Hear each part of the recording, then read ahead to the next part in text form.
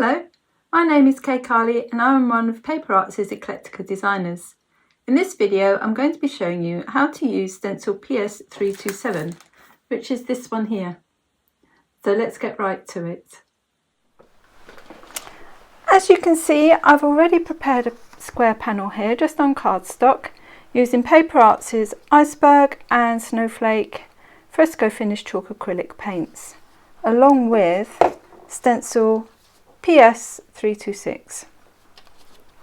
Now Stencil PS327 has been designed in separate components. So you've got your stems, leaves and flowers, which will make up one image, and then got a single stem with matching flowers and another single stem with leaves and flowers.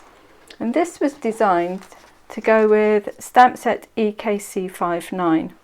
Now this only complements. You find that it won't absolutely perfectly match these flowers, but I will show you how you can use these and just sort of keep adjusting the stencil now and again if you want to use them to colour the stamped flowers themselves.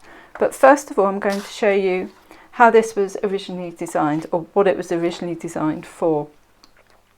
So I'm going to take my stems, I'm just going to go centrally on my panel here, and you can keep repeating this if you want to. I've got Granny Smith here, got my palette, just going to pop out a small amount of paint. Now you always want to give your paints a shake, so small amount there of Granny Smith, and I'm going to take a stencil brush. I always use a domed stencil brush. I find that that gives me the best result for this sort of technique. And you can see that I'm picking up the paint and tapping the majority of it off and into the bristles themselves. That then enables me to just very lightly start creating my stems. So I'm using a very light swiping motion. You will find when you use a swiping motion like this that inevitably you will sort of push some of that paint under the stencil. So if you don't want any blurring of the image, tap like this rather than swipe. And you can see how that is coming along. So I'm just going to maybe tap just to get a thicker coverage actually of the paint, just to help block out that background. So just coming down each of those stems. I'm going to go over these previous ones. You can see I'm just holding it in place with my hands. Okay, so you can see here you've got that leaf which doesn't actually join onto that stem. But with the second part here, you've got this piece that will cover that. So when you move it along, you line up like that. And then you'll find that your leaves will match onto your stems, and you're also covering up that join. And then you can apply your paint again.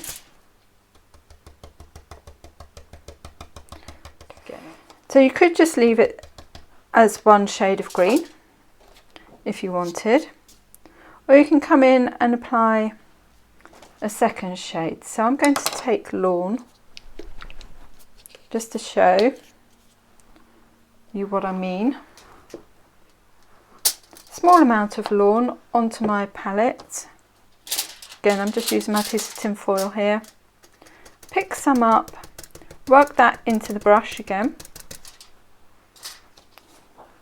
I'm going to line back up my stencil. So let me just see where this is. So that looks about right. I'll just move my palette out of the way. And I'm just going to very lightly swipe. Just going to pick up a little more paint. Find that that blends that colour rather than just tapping it on. I'm going to do exactly the same for the leaves. So again, just lining those back up. Take a small amount of paint, make sure it's worked in, and we'll just add some of this green. And then you've got these flowers. So the flowers will come and line up to the top of each of the stems. So the top of these flowers, each of these should go on the top of each stem. Then you know that you're lined up. And I'm just going to take periwinkle now. Periwinkle is an opaque. You do want an opaque base for this because you're going to need to block out these stems. If you use a translucent, it's going to show through. And you will probably need to do several layers in order to block out those stems.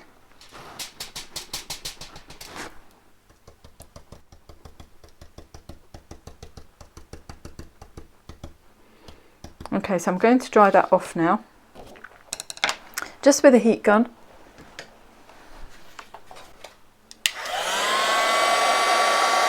My next couple of colours are going to be amethyst and lavender. I'm going to start at the base of the flower and just stroke up with each one.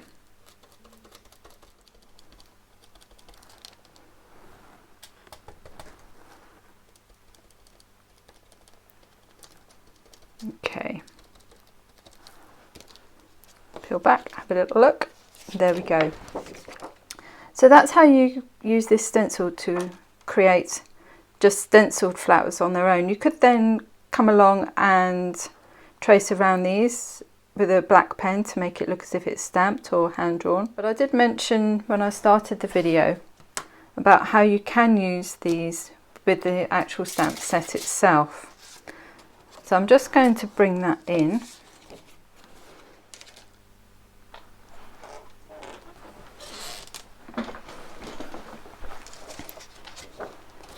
So the idea is, for this, is that you can overlay the stencil onto the stamp to a certain extent, but you might just need to just adjust now and again. So let's come back in with our green colour and I'll show you exactly what I mean.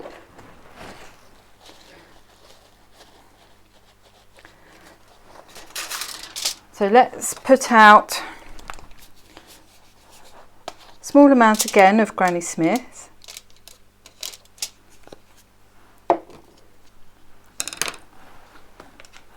And we'll pick that up with our stencil brush in exactly the same way and tap it in. Just be aware that the stencil brush is going to be very slightly damp.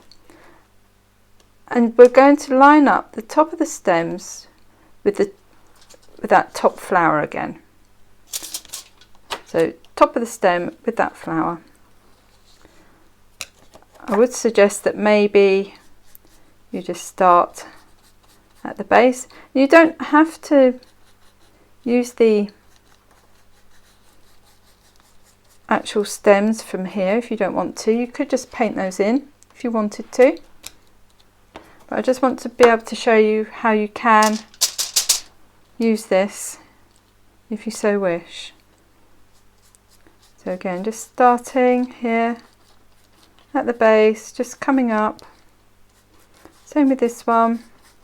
I'm using very, very light strokes as I do this. So I'm just really, I'm applying only a hint here of colour.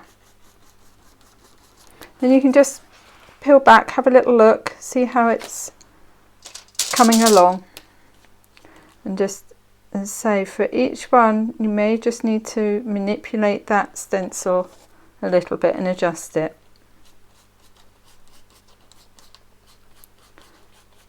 So just coming up through like so. So you can see I'm making minute adjustments every now and again, just to keep that lined up.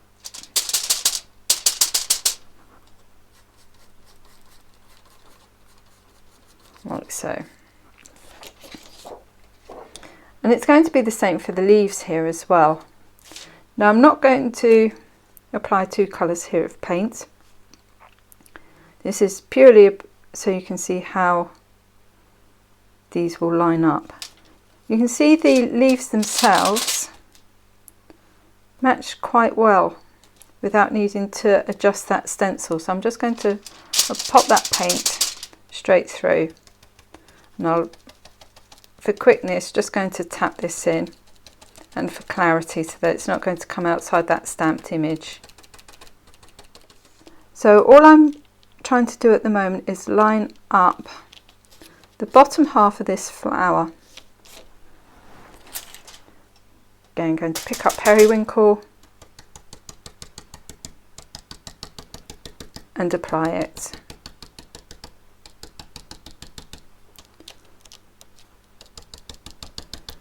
Like so. You can see that this flower here too is lined up, so just going to pop periwinkle through this one.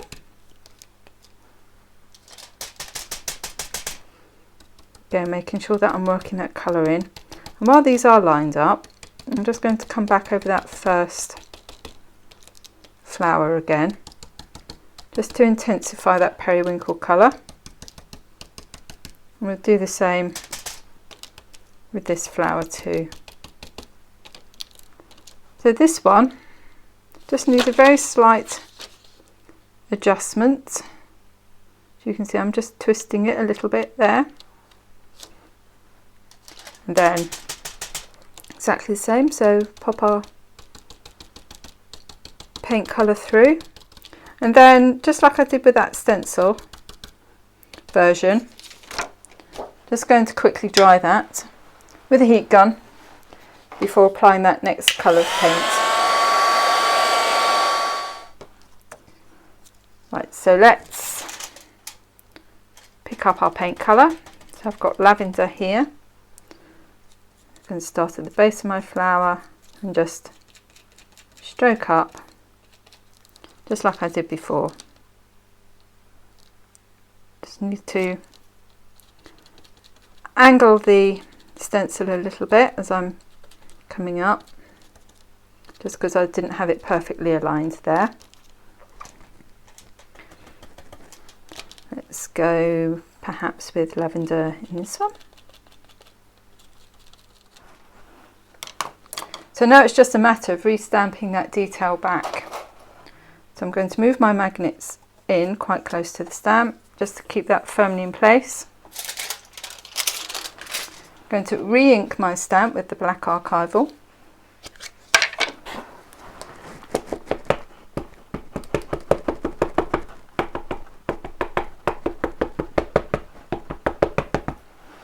And we can now stamp that detail back.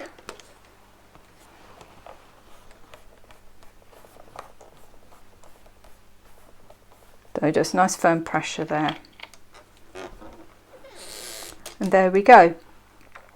So that's using Stencil PS327 with the stamps that are contained on EKC59, and then using the stencil just by itself as well.